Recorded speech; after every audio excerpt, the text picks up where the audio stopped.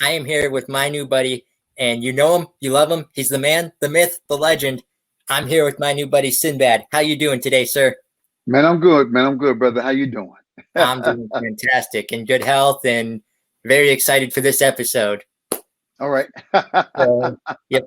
For those who don't know, I mean, it's hard not to know. Sinbad is a very famous actor, very famous comedian. I believe your father was a preacher too, wasn't he? Yeah, it was, man. My dad was a preacher, man. Real Ab- cool cat too, man.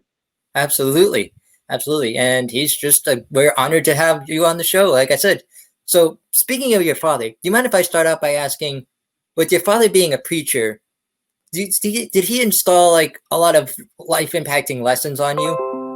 Of course. I mean, you think about, you know, I think any good father was a preacher now, but my dad, because coming from a religious aspect, always had a morality. It was always a moral code to everything that you did. He didn't try to tell me what to be in life or tell me what I have to do, but he did install in me a moral code on how to be with people and treat people. Sometimes, people piss you off so much you ain't got. It's hard to respect them. And my dad was trying to show me a way to always respect, but it's that fine line between respect somebody, but stand up for yourself and saying what you have to say, but give somebody the benefit of the doubt so they don't no longer deserve the benefit of the doubt. Absolutely. Did Yeah. those lessons play into your career, like your comedy or your acting? Oh yeah, everything. I mean, I carried that stuff with me to this day. It wasn't a temporary lesson. It was something that it forms who I am, and I think it forms who my kids are, maybe who my grandson will be. I mean, those are the lessons, life lessons that are handed down the pike, and you hope they go with you forever. Awesome. Did I hear correctly? You're a grandfather now? Yeah, man. 5 months old, man. Oh, Five congratulations. months old, man. 5 months old, bro. That must be the best feeling in the world. It is. It is a cool feeling, man. It's wild to watch that your life lessons go to your son as he raises his son. Now I get a lot about my father, how my father had this crazy pride and stuff. I do something. Come on, Dad, quit tripping. But now I get it because I'm that same guy now. I'm that same Yeah. dude. You're the same one. You're the same one. Oh, I'll take care of him now. Yeah, I Don't worry. got it. Yeah, yeah. They're getting ready to bring him up now because today's my son's him and his wife's anniversary. So you Oh, can't do much. So they're out in the back having a little dinner, but they're gonna bring him over when he wakes up. oh, that's sweet. Yeah. That's sweet. Now, let me ask you this. How did you get into comedy? Let's go down to this road. It was yeah, it was God. It was I mean, that's a hard thing because it'd be like, how did I get into basketball? How did I get into music? I just think it was everything that influenced me from time as a kid, watching TV and seeing things. And I like people that were funny. And I don't know why I wanted to be funny. Maybe it's because it's a way of being liked. And then on top of that, it's a way of saying things to people. If you couldn't fight yet in life, I could take a dig at you in a funny way.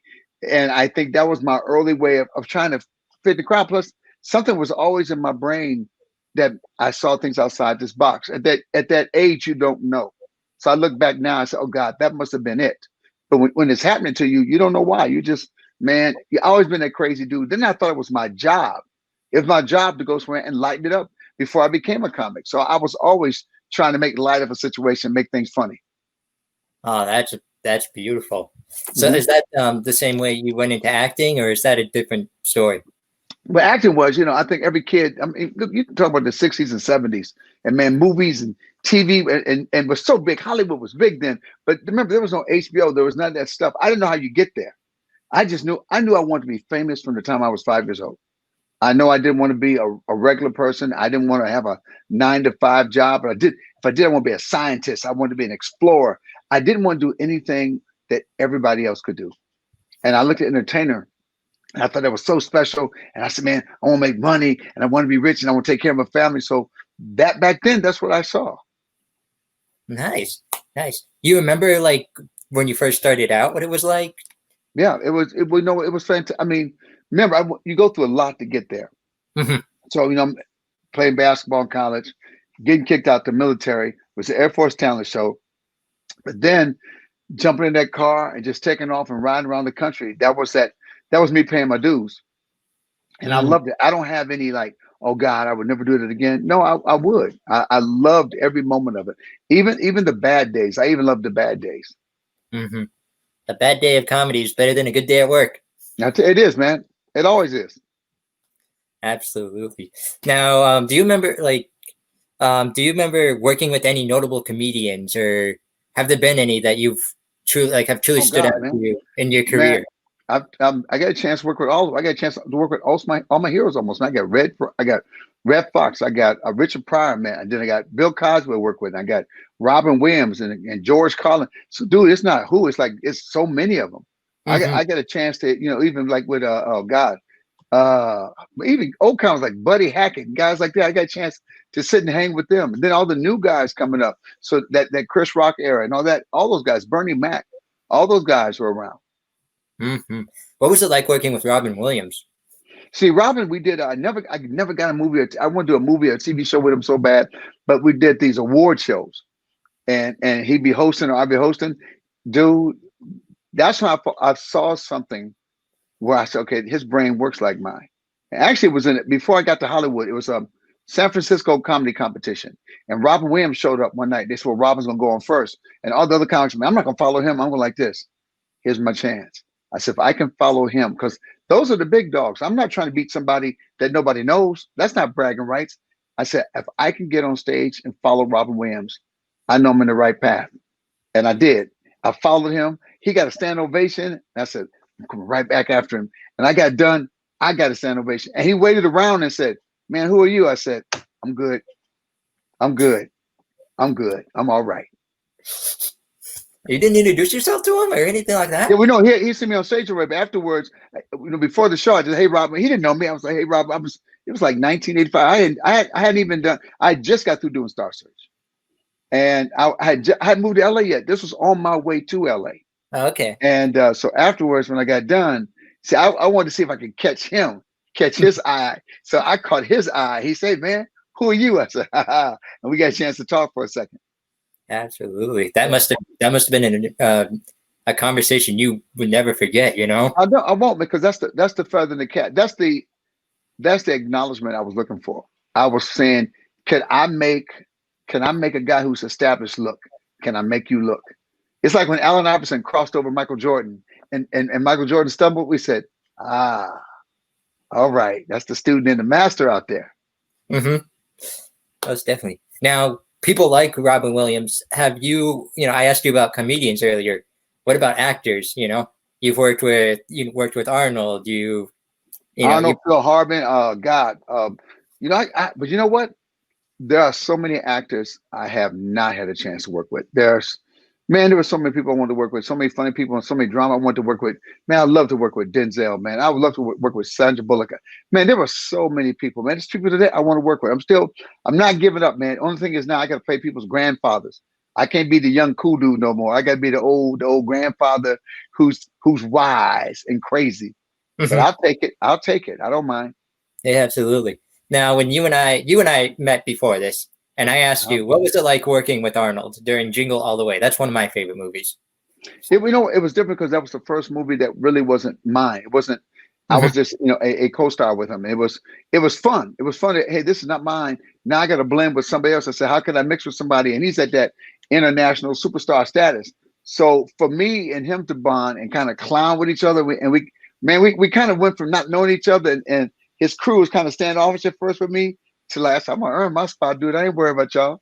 So I got in there and we got to having fun, and he let me try different things, and then he would try different things. So man, it was a great experience.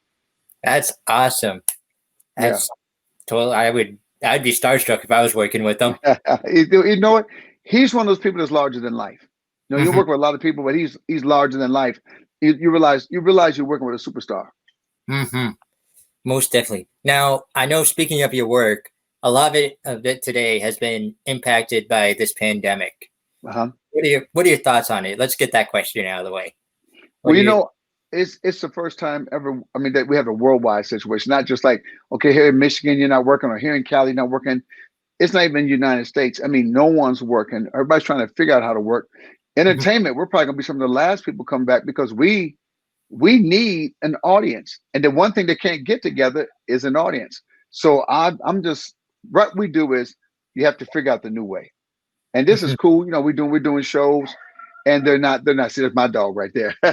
So we're doing shows and it's not being in a theater, but we're doing the best we can do with what we're given. We're doing the best what we can do. I'm trying to use what I have right here. and make it work. I miss being in front of people. I ain't gonna lie. I'm so tired of sitting down and looking at Zoom. I don't care how good they make it. I don't care. All the software, it's cool. No, it's fun. This would be a nice supplement to working live. I wouldn't mind doing this at the house. Like, hey man, once a week I'm at the house. I'm doing something special and cool. But the rest of the time I'm doing real stand up. This now has become the real stand up. And you also got to be careful. You got to be careful as an entertainer. If you do too many of these shows, you're not special anymore. If you do too many shows, because I think, be honest with you, I'm starting a show of my own next Sunday on the 26th.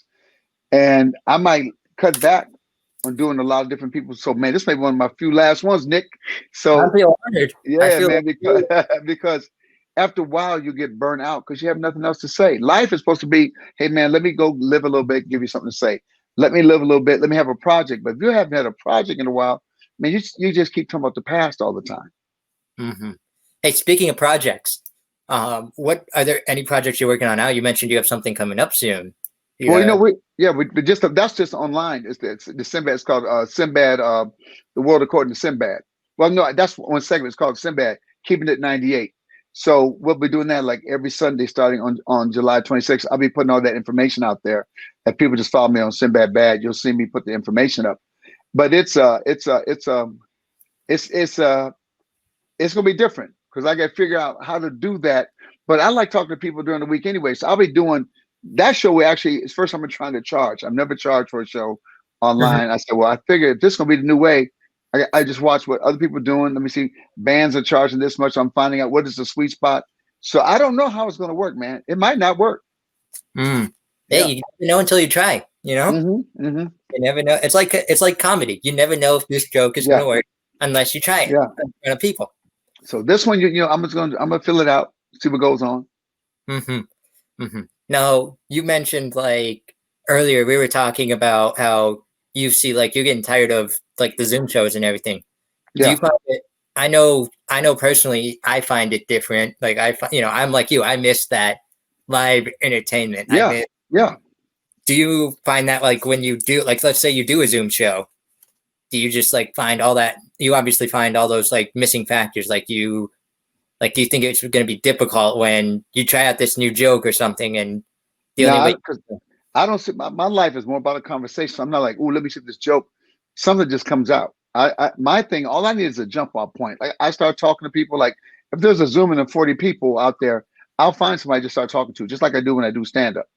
And then that kind of opens the door up in the flow. So thank God my kind of comedy lends itself. There's not just joke line. I think that's harder on Zoom. I don't know. I don't work that way. But I think that's harder because I don't need that joke line, and everybody's got to be, oh God, that one fell flat. Because I might do something you don't even know it was a joke. I'll just keep on moving to the next one. Nice. I saw something on Facebook today that you posted a quote like about your method, saying like you don't lead the audience, you let the audience lead you. I come out, I've got my thing, but if the audience wants to go in a different direction, let's go. I guess I'd be like that band going, what do you want? You'll take a request, but you got your songs. Hey man, what y'all want to hear tonight? That's why I look at it. Not that I say, hey, I want me to do some old material. I don't like that. I won't do that. But hey man, what do you want to talk about? And that way I sometimes get back to what I want to talk about. No, it's more like a conversation. So I'm not just giving you everything. I want you guys to give me something too. Most definitely. Now, speaking of audience, speaking of fans, do you have any like feel good fan stories for us today? Like anything off the top of your head that you can remember, like any encounters like after shows or something that truly left you like, wow. Well, the main thing was when I was trying to be famous. Now, and I just done Star Search. I think 1 or 2 episodes of Star Search. You fly out to California, do Star Search, then I go back on the road as a comic. You leave the next day, go on the road. Well, I'm in LA. I'm in I think out in Westwood by UCLA. And at that time, my hair was blonde. I had feathered earrings. I made it possible. You didn't have to go, I think that's Sinbad. There's nobody else that would look like that. So I had the blonde hair, I had the feathered earrings, and I was going across the street, and somebody said, oh my God, that's that guy Sinbad. And I said, yeah. I'm famous. So that was my first. And that time you're so giddy with it, I ran back across the street, took pictures with people. I was so excited, man. Oh, definitely. Had to feel good. Had to, Yeah. you know. And now you said like when you were first starting out, let's take your whole career and kind of like do this with it. Do you have any, what were some of your favorite movies that you worked on? If you, Um, without being too biased or anything like that, you know? Like, House Guest was fun because it was my first. It was the first movie that, I'm gonna carry this movie. And you don't know how this is gonna work. You don't know, hey man, I hope I can act. I hope I'm funny. I hope it translate, to the big screen. But the next thing, the one I'm really proud of is it was for HBO. It's called Cherokee Kid. It was a black cowboy movie, and I'm so proud of it because I snuck the fact that it was black cowboys past HBO. When we started writing, I was rewriting the script. I was putting all these names in, but it was really black cowboys. So when it came time to cast, they go like, "What?" I saw these are black cowboys. You know that, right? And like they couldn't say they didn't know history because of course I know they didn't know history. They don't teach black cowboy history. So I got a chance to sneak something in that I always wanted to do, and I hope to do part two. I didn't think it would take this long, but it's called Red, Black, and Deadly. There's a book that's out called Red, Black, and Deadly, and I want to turn that into a movie. absolutely. Yeah. Now, I don't usually talk about politics in this show, so Uh-huh. you're a special guest. I want to kind of ask you a personal question. With Mm-hmm. everything going on today, not just COVID, just the whole stuff that's going on out there with just the riots and all that stuff. How are you viewing it? Like, how do you See, everybody calls it the riots. First, people start with the riots. First thing I start with, I say protests. protest? My A bad. riot comes out of protest because when you bring in oil and water and you bring the police and you start shooting people with rubber bullets and all this stuff, it becomes a riot. Mhm, There's a way to have a peaceful protest. There's a way to make a protest work, but I think the nature of a protest is not always to be peaceful. mhm. I think when you have a peaceful march and nothing happens, nothing changes. Think about it. If you march down the street and you got your signs and everybody's on the side like this, and you go by like, "Oh, I'm glad they're gone." But when there's confrontation and people start shouting, that's real emotion. I want to see how you really feel about me. I'm not shocked what you call me. I'm not shocked by the language of a racist. I'm not shocked by any of that. I think who was shocked, what was good was for the rest of America. There was a segment of America that didn't realize how strong racism was in this country, where people said, "Oh my God, I thought it was gone." No, man, it's never been gone. And I don't think it could ever be gone. So I don't even call it politics anymore. It's called life. What people call politics, it's life now. Name me a person who can get away from politics now. Name me a person who's not affected by what's going on with the job. COVID became a job. How it affects your job, how it affects your money. It's like this perfect storm hit. You had COVID come, and then you had a protest. You've got everybody who's pissed because no, everybody's tired. Nick, everybody's tired. Oh, I believe it. Now, even in your world, man, the world you're dealing with, people are tired of people calling them names. People are tired of you judging me, and I'm done with it. Hmm. I'm not saying you got to stop, but you might get hit. See, I'm beyond that. Turn the other cheek now. I'm not like, oh, there's go Karen. Let's film her. Let's give Karen. She wants to be scared. Let's scare Karen. I'm at another level now, bro. Hmm.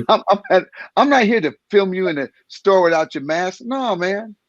Let's see. You got something to say to me? I'm gonna wait for you outside. You want to be That's real. Yeah.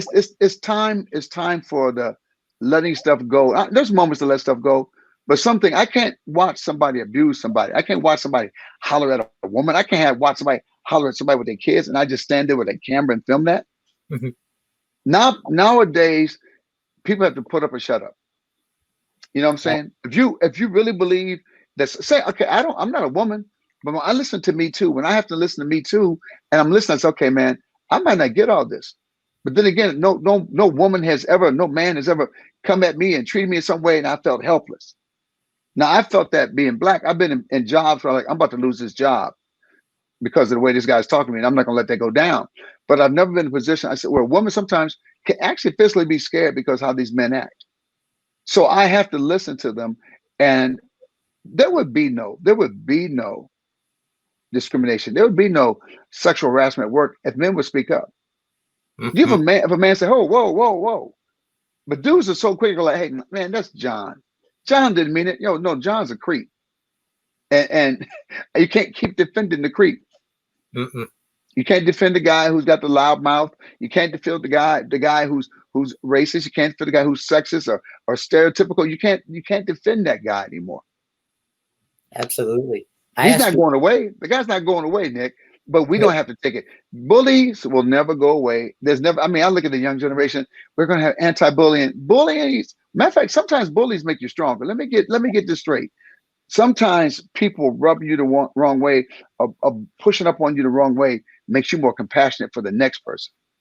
Hmm. No, because when you've been bullied or you have somebody do this, you actually get an affinity to help people. I felt that way when I was young. Now, if I see anybody come at somebody wrong, I'm like, I have the flashback of what happened to me, and I'm not going to tolerate it, man. Hmm. I asked that because I'm a strong advocate for dwarfism awareness. Yeah. We have the LPA, Little People of America. I'm Okay. on I'm on our state board. I'm the advocate director, and I feel you. What you just said with that answer was the most real this show has gotten, because that is what I am saying today too. Like, you can post all the stuff on social media, like you can post all the videos, like you said, Yeah. but it's when you're standing up for the person. It's when you're, for example, I'll give you a quick scenario of something that happened. Have you ever listened to the Zach Brown Band? Yeah. So the Zach Brown Band did a little stunt with dwarfism where they brought a little person on stage to wrestle an average height person for no reason, just They did other than. what? What they do? What they do? So they brought a person with dwarfism on stage, and had him wrestle a average height person. Like, it's basically you against me. And it just looked funny. They thought it was funny. Yeah, they did it in Fenway on a concert. So Fenway Park. Yeah. At least it holds thousands of people. Like it has a lot of alcohol consumption with concerts and all that. So Yeah. there was actually a little person working that night who described, he got an interview later and said the walk on his life, like the walk out of that stadium, was like People looking at it. I know. God, man. it was a walk of his life. Like he had to, like, he was petrified. He was scared. Like it's like kind of, it's a little bit of what's going on today with some people, how some people feel, like how Well, some dude. people feel at unease, feels unsafe now because of all this stuff that's going on. But man, look what I came up with. I came up with guys throwing, small little people up against walls with Velcro. They used Mhm. to have bowling. They would take little people, and it was called midget bowling, and they would Yep. take them and throw them down the lanes. Yep. But I was always like this. Why is that little person letting them do that? Mm-hmm. And I can't judge people. I know people got to make money, and I know because I can say the same thing. Why is that black person sit there behind Trump or whatever, But Mm-hmm. I'm like this. Why is this guy letting Mm-hmm. these people throw him down the lane? Because it's hard to fight the regular people when the little person, no, I'm cool with it. I'm good. I'm like, Yeah. dude.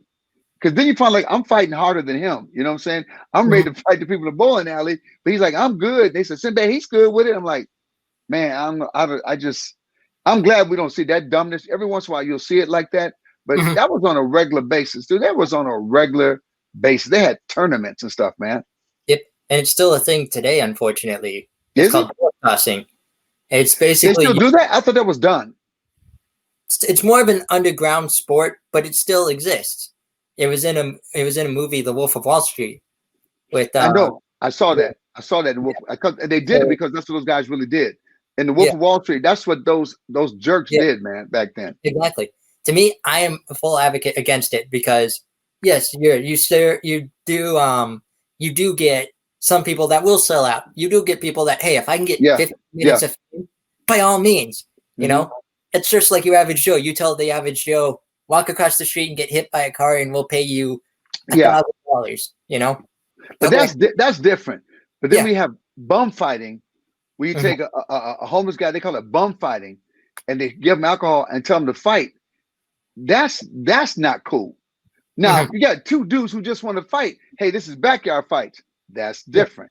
But if you yes, say, hey man, I'm looking for this homeless dude, if you say specifically, I'm looking for a bum. Remember that mhm, guy had video? I don't know if you know about this, Nick. There were videotapes. This guy made money. It's called, or he'd give money to sit in a shopping cart and push him down the hill. mm, It was called the Bum Olympics. yep. We actually just had a case here in my hometown where Supposedly some people paid a homeless man to shoot fireworks at him. What? And exactly.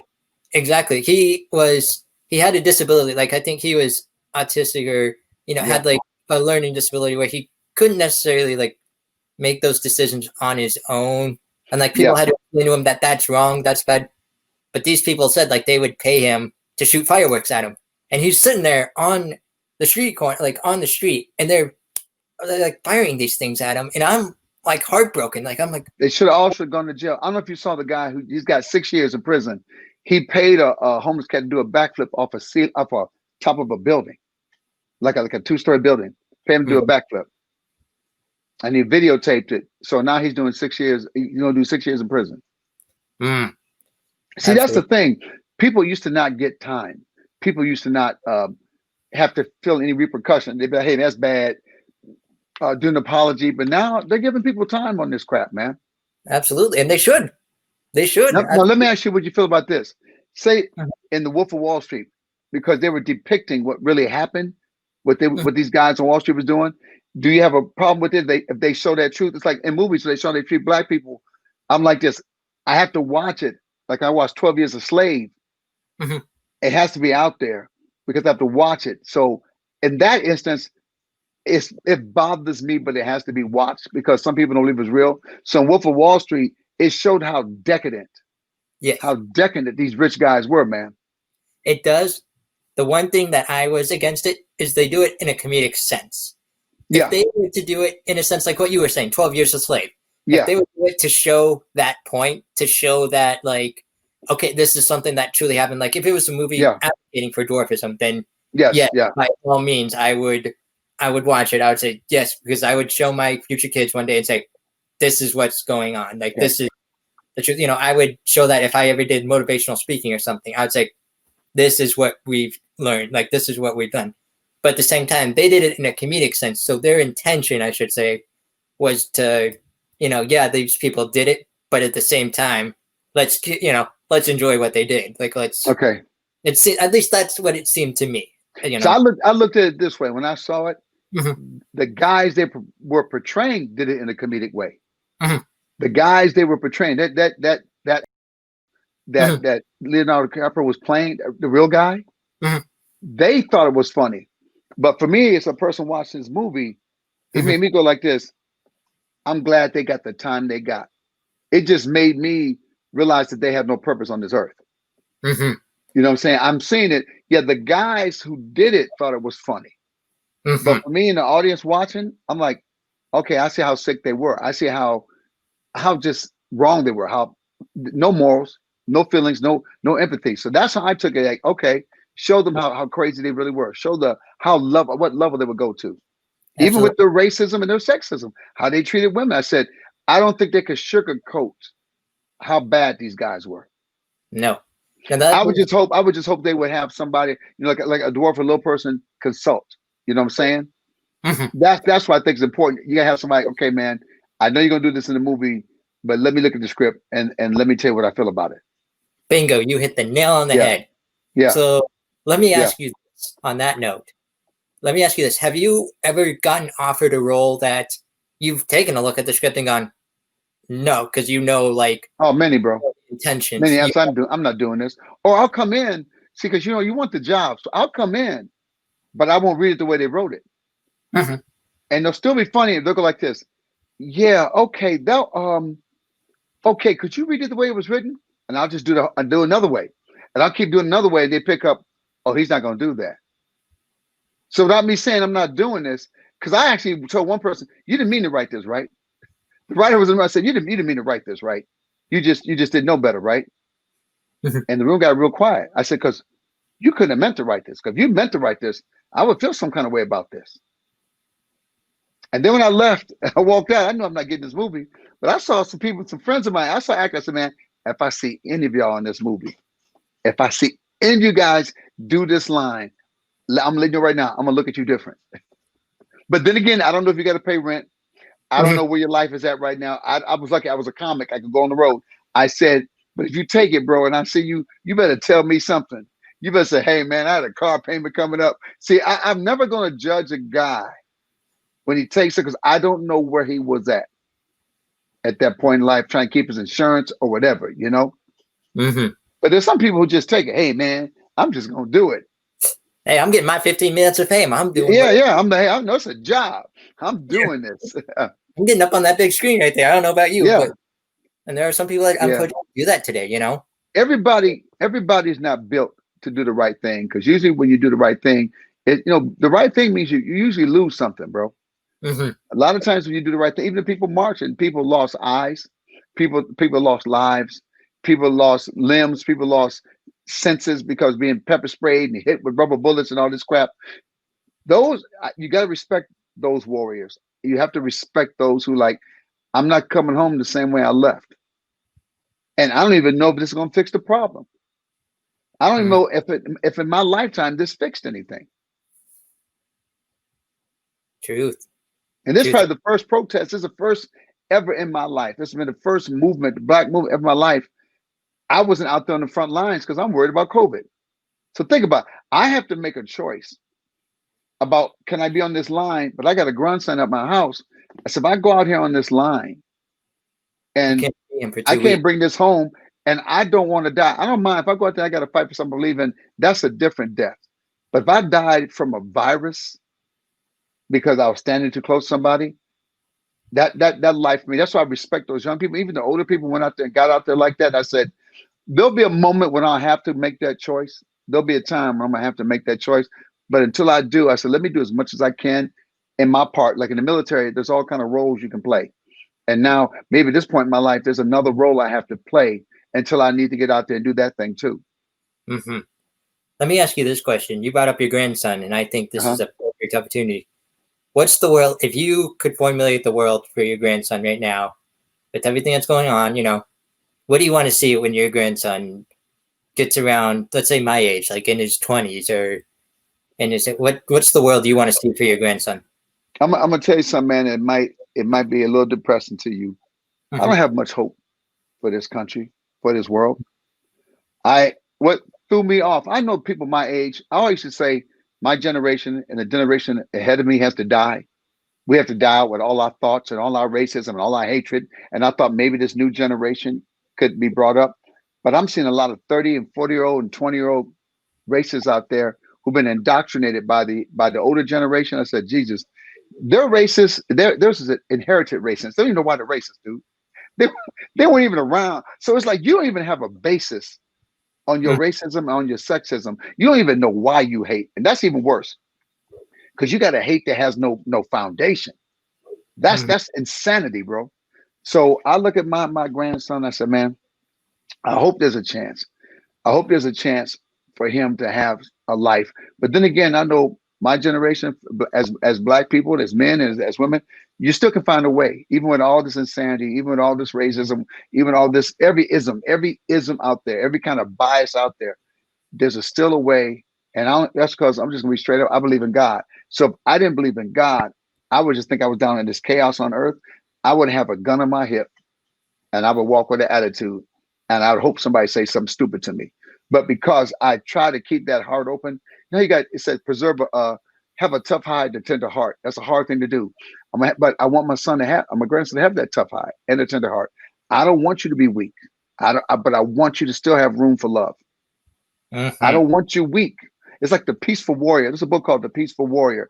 I want my grandson to fight. I want to learn how to go. I want you to go to range. I want you to fight for underdogs. I want you to be tough, but I also want you to enjoy life. I don't want you to be so busy in the struggle that you can't enjoy life and find a wife or whatever whoever you marry, whatever you go to, whatever you do in your life. I want you to find joy even in all this insanity, man. So Mm-hmm. I'll tell people, my grandson, I don't know where this world goes to. I don't have much faith in mankind after watching what I watched. I don't have much faith in mankind. I have faith in faith. I have faith in those who are good out there. I have faith in those. But I don't have faith in a lot of people out there, man. We thought America was better. I thought we were better than what we are. I thought we were better, man. Absolutely. And it's totally understandable. Yeah. It's totally understandable. Now, you mentioned a lot of advice for your grandson. Like you mentioned how you want him to stand up for himself, but at the same time Yeah. be a loving character. I've got two pieces of advice I'm going to ask you for all those who are listening out there, because you're a role model to many. For number one, for anyone out there who wants to practice stand-up comedy, for anyone out there who wants to be a stand-up comedian like you one day, what would you offer them right here, right now? It'd be the same thing I would tell you if you want to be a doctor or a lawyer or a plumber or engineer. You got to work hard. There's a book called, I always keep saying this on every show, but there's a book called Grit to Great. There's no guarantee of what thing will get you over. There's no guarantee why this person makes it, that person doesn't make it, and they come from the same place. But one thing that is a common denominator is grit. I don't know anybody that's great that didn't have grit, that didn't work hard, that didn't. I think I read there's a book called about Archie Mann. It's called Living Real, REAL. Persistence is the greatest talent I think a man can possess. And it's funny when I read that in the book, because I got mad at my dad when I was young. I said, I have no gift. I have no special gift. He goes, because I always have to work so hard for everything. He says, no, man, you have persistence. I said, that's the worst superpower ever.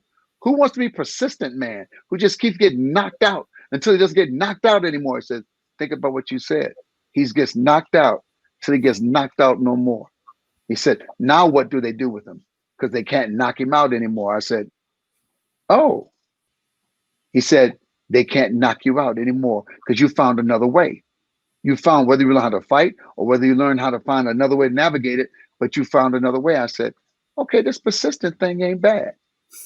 And then I tell people sometimes, every book you ever read on positive thinking, you should welcome, especially early in life when you're trying to build character, obstacles. Mm-hmm. You don't want the path to be easy, because if it's easy, you're in line with a bunch of people. What do you do sometimes when you're driving traffic? You see that long line, you try to find that little way to get around. It might be through a back way. Somebody, hey, I got a back way. I know a back way. It might be a little harder way to go. But you know what? That's what you have to do sometimes. Like, man, let me take my own path. Let me find my own way.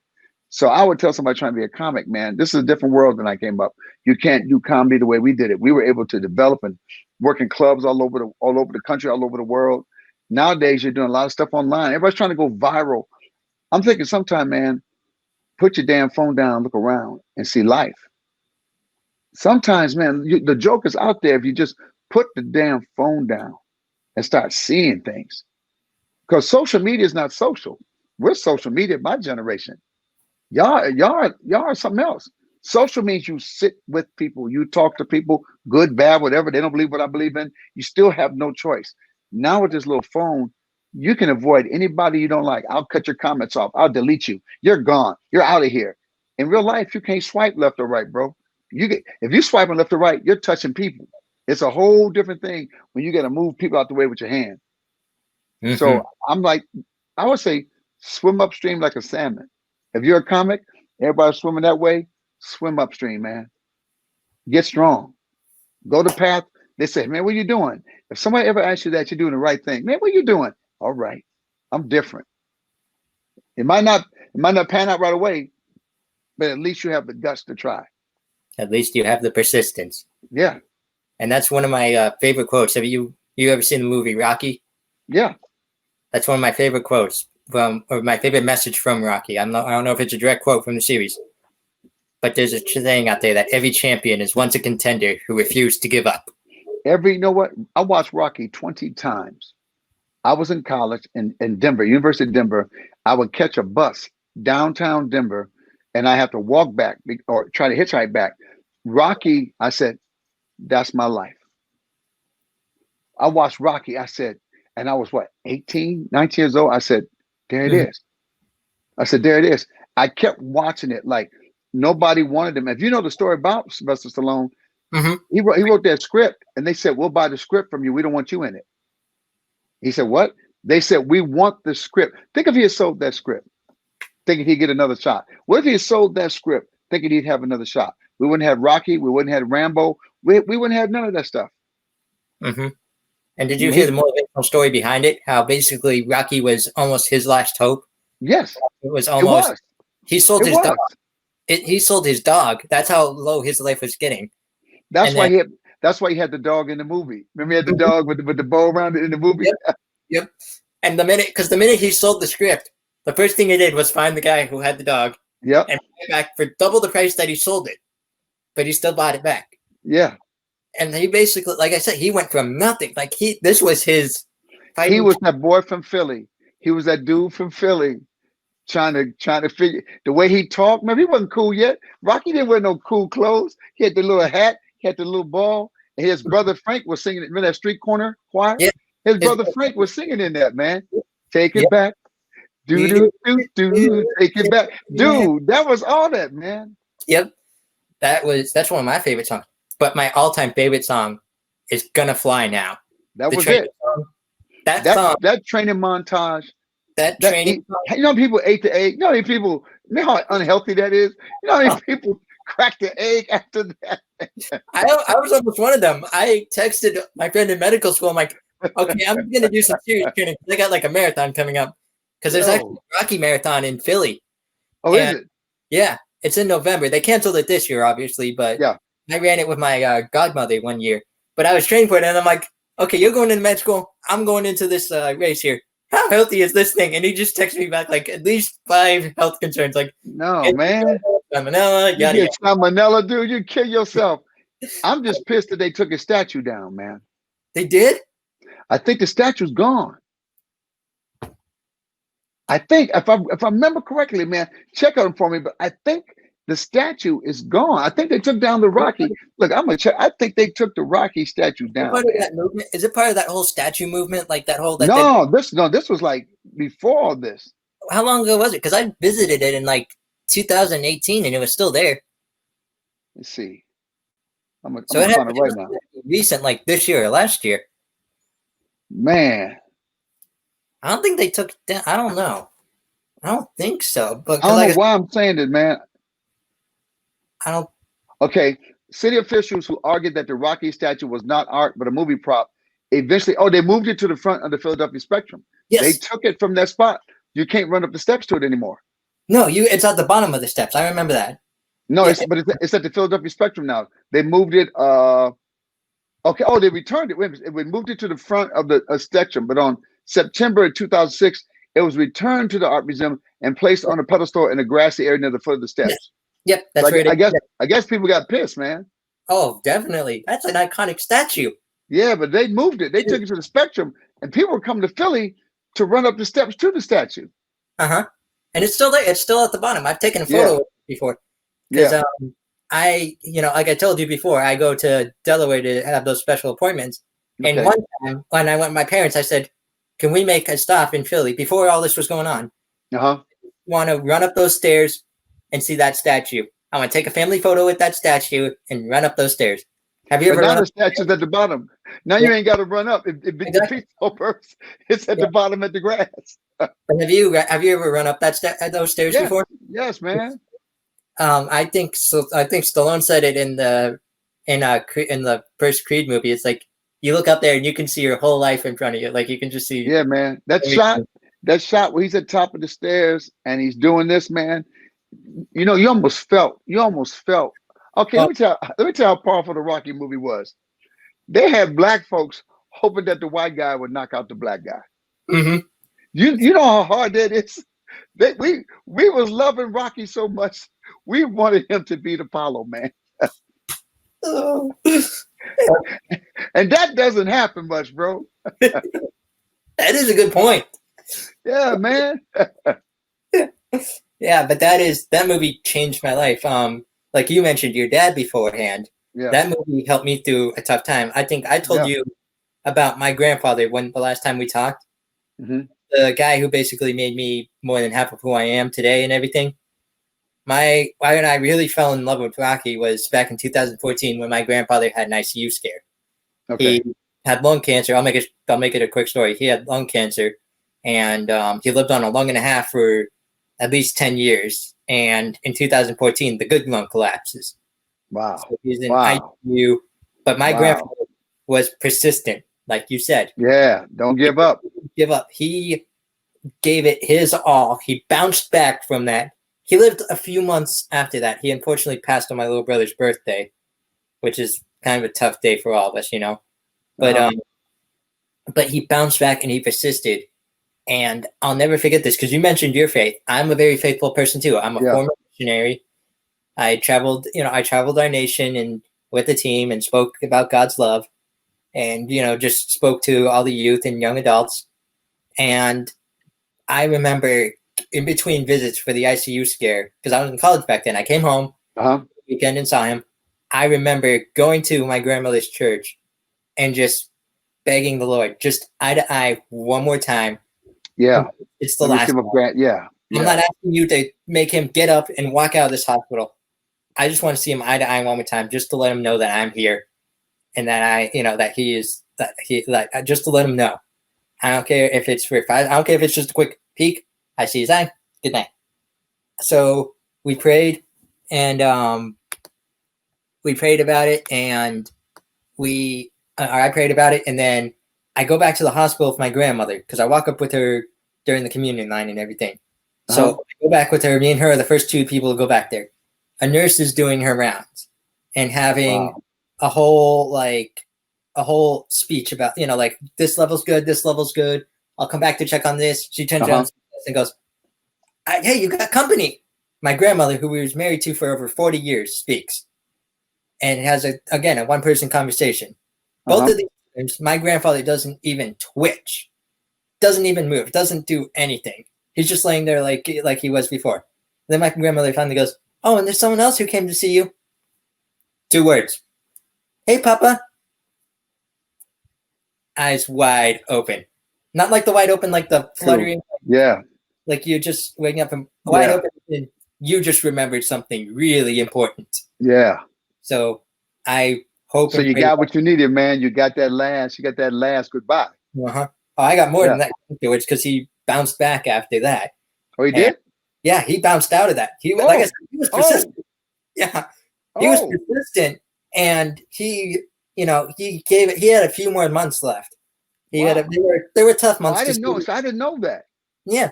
Like I said, he was persistent, Okay. Yeah. Okay. So, yeah, when I say he was really when I say he taught me what your dad taught you, never give up. Yeah. That's how he taught me never to give up. Because he told me that never, no matter what, even if the odds are against you, even if the doctors are about to announce you dead, as long as you still got a breath in your lung, as long as you still got a heart that's beating, you're keep moving, Cool, man. That's cool, man. Absolutely. That's real cool, bro. And I hope and pray that is the relationship you have with your grandson one day, Yeah, we will, dude. We will. That's going to be my little man, dude. Absolutely. That's what, I explained this on an earlier episode. That's how BuddyCast got its name.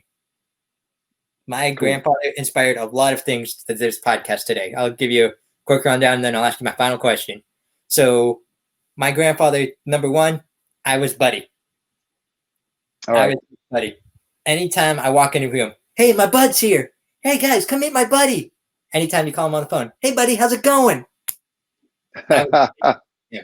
The other thing about my grandfather, a lesson that he taught me, was that everyone is as important as anyone.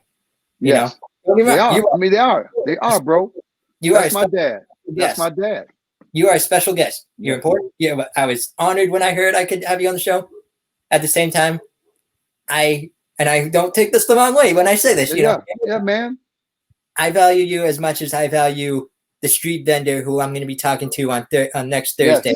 Because you're supposed to, man. Exactly. Not again. I value you, and I'm not, doing that. But at the same time, everyone has a story. Everyone has a life. Everybody has something you can learn from. Dude, everybody has a story. Everybody has something you can learn from. I think one thing COVID has done is a lot of entertainers have had to humble themselves and talk to people different. Most entertainers have been able to just walk around and be all this and that. But dude, that day is not around anymore. Not right now. I don't know what's gonna come back, but it changed. Like we would dog like the influencers and the people out here. Man, how you got 3 million followers and he can't do anything? Well, they shows you can get followers and no talent just because you talk to people. But I think some of them have got to learn to quit tripping too, because you're a so-called influencer. Like, well, I'm an influencer. Well, what do you influence, dude? Well, you show them how to use some soap or something like. What is your real game? Who are you? Who are And you? Right now, you're just a person with a camera and doing everything you can get people to follow you. That means you're begging people to follow you. But if you do this game right, you can actually say to people, you can follow me or not. This is mm-hmm, who I am. See, I'm not begging for followers. I'm like this. You don't have to follow me. You don't have to do anything with me. But this is who I am. If you want to come on my journey with me, you want to jump in the car, go ahead and jump in the car. But if you want to get out, I will stop and let you get out. Because mm, that's, I think, what life is all about, man.